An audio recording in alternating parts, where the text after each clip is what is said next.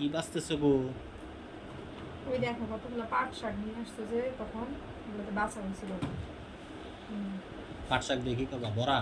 পাট শাক দিয়ে বড়া হবে আর হচ্ছে ডাল দিয়ে দেখি কিছু করা যায় কিনা। আর গাছগুলা? গাছগুলো তোমার স্যুপ রান্না করে খাওয়াবো। গাছগুলা তো কচি একবারে। স্যুপ রান্না করে স্যুপ রান্না করবো। ঠিক পাট আছে, শাকের গাছ কি স্যুপ খাওয়া যায়? আমি জানি না তো, ইউটিউব দেখো। ইউটিউব দেখবো তুমি, তোমার গাছের জন্য মায়া লাগতেছে যেহেতু, স্যুপ খাওয়া যায় কিনা কো। ঠিক আছে, আগে যা খাওয়ার খাওয়াও, তারপর বলতেছি কেমন লাগতেছে। তাহলে এক কাজ করি, গাছটা দিয়ে স্যুপ রান্না করি আর গাছের এই শিকড়গুলা দিয়া বুনা। শুটকি দিয়া। হ্যাঁ, শুটকি দিয়ে। ঠিক আছে করলাম, তুমি যেটা যেমনি করবে এমনি হইব। আর এই পাট শাক দিয়া বড়া, আর হচ্ছে এটা কি তিতা পাট শাক না মিষ্টি মিষ্টি করতে পারবো না? তিতা মিষ্টি মিলে। এই তিতা আবার মিষ্টি কি একাটির মধ্যে থাকে? থাকে। ঠিক আছে, করো। শুনো না, হুম। এই তাহলে কি ওই কথাই রইলো।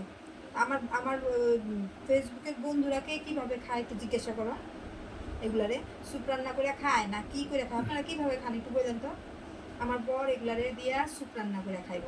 এইটারে দিয়ে কি বুনা। বুনা, শিকড় দিয়া বুনা, আর পাতা দিয়া। পাতা দিয়ে বড়া। তো কি মানে তুমি কি গরু নাকি? আমার তো সন্দেহ লাগতেছে। এটা আবার কি কইলাম, গরু? গরু এই পাট শাকের ডাঁট খায় আমি জীবনও শুনি নাই। ওকে, করো না, দেখি কি হয়। ঠিক আছে, রান্না করে আমি দেখাবো না আপনাদেরকে।